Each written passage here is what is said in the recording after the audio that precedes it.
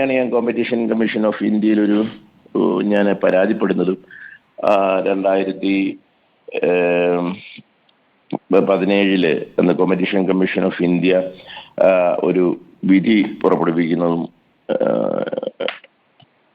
ഇവര് തെറ്റ് ചെയ്തിട്ടുണ്ട് ഈ പറയുന്ന കക്ഷികളെല്ലാം. പക്ഷേ ദിലീപോ അല്ലെങ്കിൽ സൂപ്പർ സ്റ്റാറുകളോ ഒക്കെ അവരുടെ എതിരായിട്ട് എന്തെങ്കിലും വലിയ തെളിവുകളൊന്നും ഇല്ലായിരുന്നു. കാരണം അത് രഹസ്യമായിരുന്നു. അവരിപ്പോൾ പേപ്പർ അയക്കുകയോ മറിച്ച് തെളിവുകളൊക്കെ ഉണ്ടായിരുന്നു എനിക്ക്.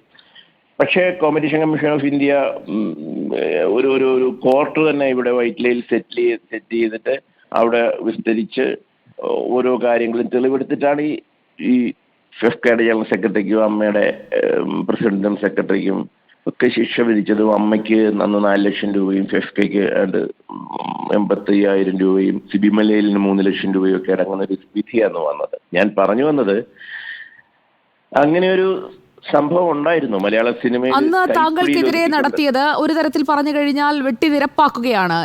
എതിരെ വളർന്നു നിന്ന അന്ന് അക്കാലത്ത് താങ്കൾ ഒരു വടവൃക്ഷമായി വളർന്ന് മറുഭാഗത്ത് ശക്തിയോടെ നിൽക്കുകയായിരുന്നു. ഇവരെല്ലാം സ്റ്റേജ് പ്രോഗ്രാമിന് പോയപ്പോൾ മറുഭാഗത്ത് പൃഥ്വിരാജ് അടക്കമുള്ളവരെ വെച്ചുകൊണ്ട് ഒരു സിനിമ എടുക്കുകയും അത് ഇറക്കുകയും ചെയ്തു. തിലകൻ അടക്കമുള്ളവർ അഭിനയിക്കുന്ന ഒരു സിനിമ എടുക്കുകയും ചെയ്തു. ആ സിനിമ പുറത്തിറങ്ങുകയും ചെയ്തു. അതൊക്കെ ഇവരെ കൂടുതൽ പ്രകോപിപ്പിക്കുകയായിരുന്നു. അതായത് ഒരു നിത്യശത്രുവായി താങ്കൾ മാറുകയായിരുന്നു ദിലീപിന്റെയും ടീമിന്റെയും. അത് മലയാള സിനിമയുടെ ചരിത്രത്തിൽ പലപ്പോഴും അത് പലരും എനിക്ക് അറിയുമോന്നറിയില്ല. ഇന്ന് ഇവരെ ഒപ്പിടുന്ന അന്ന് താരങ്ങൾക്ക് എഗ്രിമെന്റ് ഇല്ലായിരുന്നു.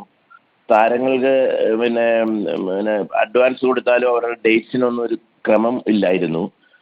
ആ കാലത്ത് ഞാൻ കാര്യത്തിൽ വെറും ഒരു സംവിധായകൻ എന്നുള്ള നിലയിലോ മാത്രം ഒരു ചലച്ചിത്രകാരനായിട്ട് നിന്ന സമയത്താണ് ഫിലിം ചേംബറും പ്രൊഡ്യൂസേഴ്സും കൂടാണ് പറഞ്ഞത്, ഞങ്ങളിങ്ങനെ ലക്ഷക്കണക്കിന് രൂപ അഡ്വാൻസ് അല്ലെ കോടിക്കണക്കിന് രൂപ അഡ്വാൻസ് കൊടുക്കുന്ന ഒരു മേഖലയിൽ എന്തുകൊണ്ട് ഒരു എഗ്രിമെന്റ് വന്നുകൂടാ?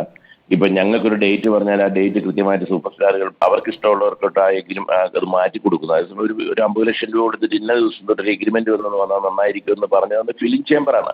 നമ്മളൊക്കെ അന്ന് ആരുമല്ല. ഫിലിം ചേംബറിന്റെ ഇന്നത്തെ അതിൽ ഏറ്റവും രസം എന്ന് പറഞ്ഞാൽ എന്നെ വിലക്കാനൊക്കെ ഈ സൂപ്പർ സ്റ്റാറുകൾക്ക് വേണ്ടി മുന്നിൽ നിന്ന നിർമ്മാതാക്കളായ സുരേഷ് കുമാറോ അല്ലെങ്കിൽ ഈ സുരേഷ് നമ്മുടെ സിയാദ് കോക്കറോ ഒക്കെ അതിൻ്റെ അന്നാണ് അവരൊക്കെ കൂടാണ് ഈ പറയുന്ന എഗ്രിമെന്റ് വേണമെന്ന് പറഞ്ഞത്. എൻ്റെ വീട്ടിൽ വന്നിട്ടാണ് അന്ന് സിയാദ് കോക്കറും സാഗ അപ്പച്ചൻ എന്ന് പറയുന്ന പ്രൊഡ്യൂസറും അത് കണക്ക് ഈ ആന്റണി പെരുമ്പാവൂരിൻ്റെ ആദ്യത്തെ മുതലാളിയായിരുന്ന ഒരു സാജനുണ്ട് പെരുമ്പാവൂരുള്ള പ്രൊഡ്യൂസർ, അവരെ കൂടെ വന്നിട്ട് എന്നോട് ഇങ്ങനെ അഭിപ്രായം പറയാം. അന്ന് ഞാൻ മാത്രമാണ് ശക്തമായിട്ട് ഇങ്ങനെ ഈ എഗ്രിമെന്റ് വേണം എന്നുള്ളത് ന്യായമാണെന്ന് പറഞ്ഞു നിന്നത്. അതേ എഗ്രിമെന്റ് അല്ലേ ശ്രീ വിനയൻ? അതേ എഗ്രിമെന്റ് അല്ലേ ഇന്നും മലയാള സിനിമയിൽ നിലനിൽക്കുന്നത്? അതെ, അന്നാണ് എഗ്രിമെന്റ് ഉണ്ടായത്. ആ എഗ്രിമെന്റ് തന്നെയാണ് ഇന്ന് ചെറിയ മാറ്റങ്ങൾ വരുത്തി ഇന്ന് നിലനിൽക്കുന്നത്. അപ്പൊ അങ്ങനെ ആ എഗ്രിമെന്റ് ഇടേണ്ടി വന്നു എന്നുള്ളത് എന്നോടൊരു വലിയ പകയായിട്ട് അവർക്ക് വന്നു. പക്ഷെ ഞാനതെന്ന് പറഞ്ഞതും ഞാനത് സ്പോർട്സ് മാൻ സ്പിരിറ്റോടുകൂടി എടുക്കുന്നു. ഞാനൊരു നിലപാടിൽ നിന്നു. എഗ്രിമെന്റ് വേണ്ടാന്ന് നിങ്ങൾ പറഞ്ഞു, എഗ്രിമെന്റ് വേണമെന്ന് പറഞ്ഞു. അവസാനം ആ ഇഷ്യൂയോടുകൂടി എഗ്രിമെന്റ് വന്നു. പക്ഷേ അത് ഇവരുടെ ഭാഗത്തു നിന്ന് അതൊരു വലിയ അത് കഴിഞ്ഞിട്ടാണ് ഈ മാക്ട ഫെഡറേഷൻ രൂപീകരണവും ദിലീപിനെതിരെയുള്ള ഈ പറയുന്ന സംഭവമൊക്കെ ഉണ്ടാകുമ്പോൾ ഇങ്ങനെ ഇവനെ വിട്ടാൽ പറ്റില്ല. സുജയ പറഞ്ഞതെന്ന് വെച്ചാൽ ഇങ്ങനെ ഇവൻ പോയാൽ പറ്റില്ല, ഇവനെ മുന്നോട്ട് വിട്ടാൽ പ്രശ്നമാണെന്ന് കണ്ടിട്ടാണ് ഇവനെ അങ്ങ് ഒഴിവാക്കിയേക്കാം. അതിനുള്ള കാരണമൊന്നുമില്ലായിരുന്നു. അതുകൊണ്ടാണ് ഞാൻ അന്ന് എവിടെയോ ഒരു ഒരു ഇന്റർവ്യൂവിൽ ഞാൻ പറഞ്ഞു, ഒരു ആനപ്പകയാണ് ഈ ചെറുപ്പക്കാരന് മനസ്സിലിങ്ങനെ ദേഷ്യം വെച്ചുകൊണ്ട് നടന്നയാളെ എങ്ങനെ തീർക്കാം. അത് തന്നെയാണെന്ന് തോന്നുന്നു അയാളുടെ ലൈഫിൽ അയാൾക്കുണ്ടായ ഇഷ്യൂവിനും ആ ആനപ്പക തന്നെയാണ് കാരണമെന്ന് വിശ്വസിക്കുന്ന ഒരു മനുഷ്യനാണ് ഞാൻ. നോക്കൂ, ഇവിടെ ഇപ്പോൾ ദിലീപാണ് ഈ ഒരു പവർ ഗ്രൂപ്പിന്റെ സെന്ററായി നിൽക്കുന്നത്. അല്ലെങ്കിൽ ഈ 2020 എന്ന് പറയുന്ന പടം എടുക്കുന്നതിനും എല്ലാം മുൻകൈ എടുത്തത് ദിലീപാണ്. ദിലീപ് പറയുന്നതിന് അപ്പുറമോ ഇപ്പുറമോ പോകാതെ നിൽക്കുന്ന മമ്മൂട്ടിയും മോഹൻലാലും അടക്കമുള്ള താരങ്ങൾ ഇവരെല്ലാം ഈ ഒരു പവർ ഗ്രൂപ്പിന്റെ ഭാഗമായി നിൽക്കുമ്പോൾ എങ്ങനെയാണ് മലയാള സിനിമ ഇൻഡസ്ട്രിയിൽ ഒരു പൊളിച്ചെഴുത്ത് വരിക? ഇപ്പോൾ ഹേമ കമ്മിറ്റി റിപ്പോർട്ടിലെ പല അനീതികളും, ലൈംഗിക ചൂഷണം മാത്രമല്ലല്ലോ, പല അനീതികളും ഓരോ സെറ്റിലും നടന്നിട്ടുണ്ട്. അതിലൊക്കെ ഈ സൂപ്പർ താരങ്ങൾക്കൊക്കെ ഒരു നിലപാടെടുക്കാവുന്നതേ ഉള്ളൂ. അവരാരും ലൈംഗിക ചൂഷണത്തിന് പോയിട്ടില്ല എന്നതിൽ മാത്രം ഒതുങ്ങുന്നില്ലല്ലോ. സെറ്റുകളിൽ ഒഴുകുന്ന മദ്യവും മയക്കുമരുന്നും അതുപോലെ തന്നെ അവിടെ ഒഴുക്കിക്കൊടുക്കാത്ത പ്രാഥമിക സൗകര്യങ്ങൾ, ഇതിനൊന്നും ഒരു ചെറുവിരൽ പോലും അനക്കാത്ത സൂപ്പർ താരങ്ങൾ, ഇവരെല്ലാവരും ഈ ഒരു പവർ ഗ്രൂപ്പ് എന്ന് പറയുന്ന സംവിധാനത്തിനിടയിൽ സുരക്ഷിതരാണെന്നാണോ ഇപ്പോഴും കരുതുന്നത് ശ്രീ വിനയൻ? അല്ല, ആ കാലം ഒത്തിരി മാറ്റമുണ്ട് ഇപ്പോൾ. അവിടുന്ന് ഒത്തിരി മാറി. അന്ന് ഈ പറയുന്ന 2004 ആ കാലഘട്ടത്തിലൊക്കെ ഈ ഒരു പുതിയ ആൾക്കാരെയൊക്കെ പുതിയ താരങ്ങളെ കൊണ്ടുവരിക എന്നൊക്കെ പറഞ്ഞാൽ വലിയ പാടായിരുന്നു. ഒള്ളി സിനിമ ഇങ്ങനെ സ്റ്റാർഡത്തിന്റെ കയ്യിൽ മാത്രമായിരുന്നു.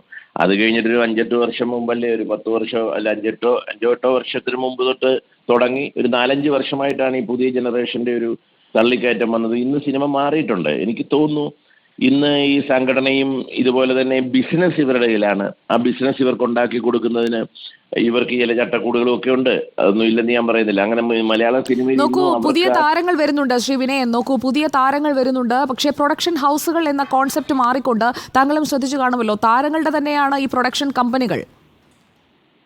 അതെ, അതെ, അത് അവർ പ്രൊഡ്യൂസ് ചെയ്യുന്നതും തെറ്റില്ല. പക്ഷെ അത് മാത്രമാണ് മലയാള സിനിമയിലെ വലിയ പ്രൊഡക്ഷൻ കമ്പനികളെന്നും അതിന് ഇപ്പോൾ ഞങ്ങളൊരു പടത്തിൽ അഭിനയിക്കണമെങ്കിൽ ആ നല്ല കഥ വന്നാൽ അത് ഞങ്ങൾ തന്നെ ചെയ്യുമെന്നും ഞങ്ങൾ ഫൈനാൻസ് അല്ല, ഞങ്ങൾ അഭിനയിക്കുന്നെങ്കിൽ ഞങ്ങളുടെ അഭിനയമാണ് ഞങ്ങളുടെ മുതൽ മുടക്കം, അത് നിങ്ങൾ വേറെ ഫൈനാൻസ് നിങ്ങൾ ഇട്ടിട്ട് ആരെങ്കിലും ചേർന്നോളൂ, അതിൻ്റെ പിന്നെ ലാഭം വരുമ്പോൾ നമുക്ക് വീതിക്കാം എന്നൊക്കെ പറയുന്നതൊന്നും യഥാർത്ഥത്തിൽ അതൊന്നും ശരിയല്ല എന്ന് വിശ്വസിക്കുന്ന ഒരാളാണ് ഞാൻ. അതൊരു സാട്ടാക്കച്ചവടം കണക്ക് സിനിമ മാറി സാമ്പത്തികം ഉണ്ടാക്കാനായിട്ടുള്ള താരങ്ങളുടെ ഒരു വലിയ മേഖലയായിട്ട് സിനിമ മാറുന്നതിനോടൊക്കെ നിശ്ചിതമായ അഭിപ്രായ വ്യത്യാസമുള്ള ആളായിരുന്നു.